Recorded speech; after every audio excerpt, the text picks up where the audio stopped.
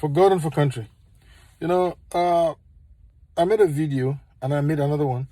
And, on that video, someone said, a dear brother said, do a third one. And I think it's important because the idea is to make Christians understand the importance of having to hear God speak per time. As a matter of fact, God speaks always. The problem is in the receiving end. The problem is on the human side because people don't hear him always, but he speaks always. But we must understand one thing with God. God speaks to the man who cares to listen. That's just how it is. So now, another way through which a Christian can hear from God is through an audible voice. But this is not common.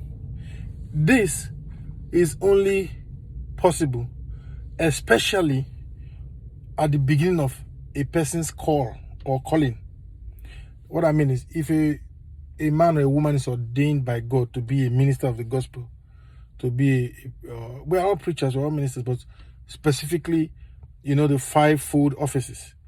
If God has called a person to do one of those fivefold office work, which means apostle, prophet, evangelist, pastor, and teacher, so during the call, depending on the magnitude of the call, the magnitude of the assignment, a lot of times God speaks in an audible voice as a way of calling certain people.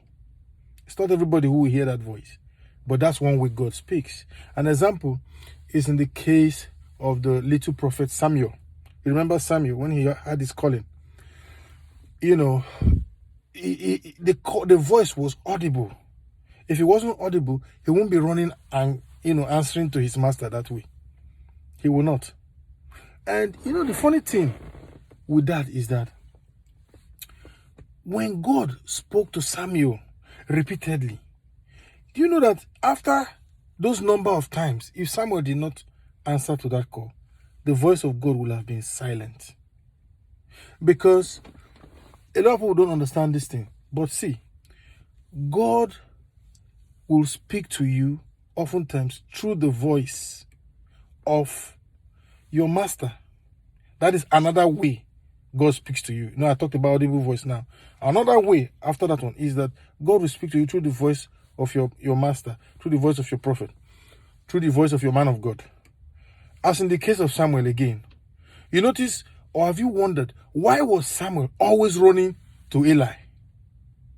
Because God was speaking to him through the voice of Eli. Because one thing you must understand with God, God speaks to his children through familiar voices, or through a familiar voice, or through a voice you are familiar with, or through, if you're already around a certain environment, God speaks to you through that kind of environment. So he was running to his master often because he was being spoken to with the voice of his master. That's why he was going towards his master.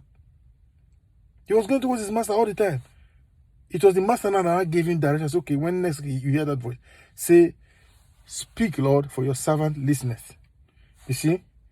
So that's another way God speaks. He speaks to you through the voice of your man of God. That's why sometimes when you're in church, the pastor could be preaching. If you're concentrating, you will notice that everything he's saying just hitting the nail on the head. It's like exactly your situation. That's another way God speaks. You see? So I've mentioned two now. The third one again is God speaks to people on the basis of their profession. Let me give you an example. You remember the wise men? The Bible talks about wise men when Jesus was born, who came to give him gifts. The Bible does not say 3 wise men. It says wise men. So you notice one thing. God was speaking to them through a language they understand. God doesn't speak to you through a language you don't understand. So God was using stars. Why was he using stars to give them direction? Because these men were astrologers. It doesn't mean that astrology is an acceptable practice in Christendom. But because that's the only thing those men know. Those men were gurus. They were stargazers. That's all they know. If you throw them anywhere in this desert, ocean, All they need to do from where they are, they will just look at the position of the stars and tell you, take like this, you get so road. And it will be exactly like that. You see, because they were stargazers. So God had to speak to them through the familiar language, the language they already understand, which was the language of stars. You see what I mean? So God was showing them directions through the stars. And somehow the star stopped at a point and said, oh, this is the direction. This is exactly where the Messiah, the Hamashiach is, the Messiah. And then they went in. And so I found him there with his mom. You see what I mean? So these are other areas or other ways through which God speaks to his children. You know, if you want to know more about how God speaks to children, check in the book of Job.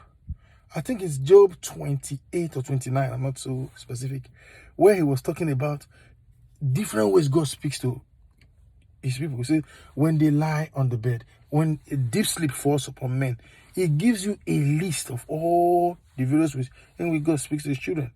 The most important thing is get familiar with the voice of God. When you know how God speaks, you can differentiate his voice amongst many voices. That's the important thing. Even if you're hearing so many noises, you can pick immediately because it's a spiritual thing. It's your spirit that is being communicated. It's not even as per the words. It is your spirit, the witnessing of your spirit to the specific word. It's like codes. Your spirit knows how to pick certain codes. And you know, like I said in previous videos, if you don't train your spirit soundly, if you don't train your spirit regularly, you can't just pick signals from God easily. There'll be a lot of mix up here and there. But when you train your spirit is sound. That's why, have you ever wondered why you see some men of God or women of God, they will call cases like this, like water, they will even be specific, call dates, call phone numbers, you think it's not magic. It's not magic. These are things that they have trained themselves with over time. You see what I mean? They train themselves with over time. Now, this video is not limited. In other words, because of time, I always try to limit the video to about maybe 7-8 minutes. This video does not explain in full details, these videos I should say, every way God speaks to you. And you know, as you grow, you understand the best way in which God speaks to you as an individual. You know what I mean? I know how God speaks to me. If I don't know, I wouldn't be able to tell you. So you too, try to get to know God better. Work on areas such as your prayer, especially the scriptures. Like I said in the first video, God doesn't speak outside his word. If you study the scripture well, you will easily hear God. It's as easy as that.